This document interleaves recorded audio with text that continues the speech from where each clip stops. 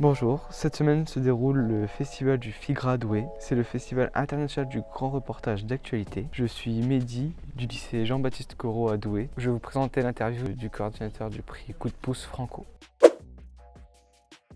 Je m'appelle Franco Rovelli, je travaille au FIGRA depuis 2008. Mon rôle, c'est le coordinateur du prix Coup de pouce. Le prix Coup de pouce, en fait, c'est des jeunes réalisateurs qui viennent ici pour présenter un projet de film documentaire ou de reportage, pour chercher un producteur.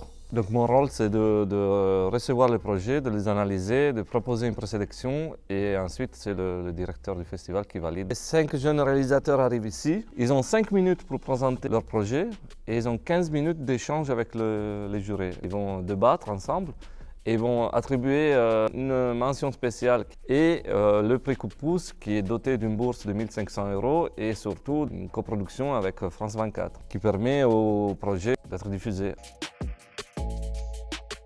Son projet, c'est de faire un film sur sa favela, en fait, les quartiers défavorisés de Rio où il y a beaucoup de pauvreté, et sur le fait qu'il y a un circuit touristique qui s'est installé et les touristes vont faire des photos dans les favelas, en fait. Quelque chose de délirant.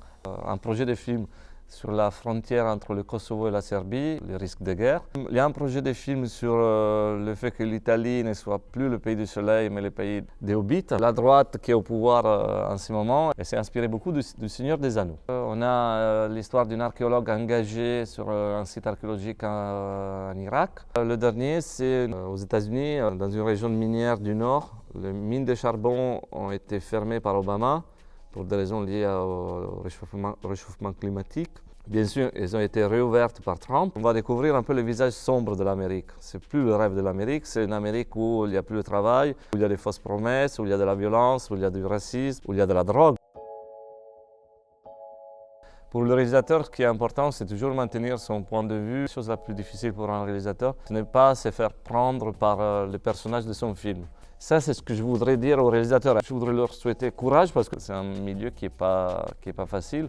L'accès à la diffusion se fait de plus en plus difficilement. Un programme de divertissement évite à la population de réfléchir sur les problèmes de la société. Donc ça peut faire les jeux de pouvoir parfois. Donc, je veux dire par contre aux jeunes un peu comme vous qui regardent, je pense, beaucoup les réseaux sociaux, c'est une forme de captation de la réalité. En fait, vous regardez ce réel avec les yeux de quelqu'un d'autre. Même ici au FIGRA, quand vous regardez des films, c'est toujours les yeux de quelqu'un d'autre qui regarde la réalité pour vous. Il faut que vous gardiez toujours un esprit critique vis-à-vis de la vidéo. Oui, c'est ce que vous voyez, mais il faut toujours s'interroger sur où la caméra est posée, pourquoi on voit telle personne plus qu'une autre. C'est toujours important de garder son cerveau pour soi et pas de le laisser aux autres.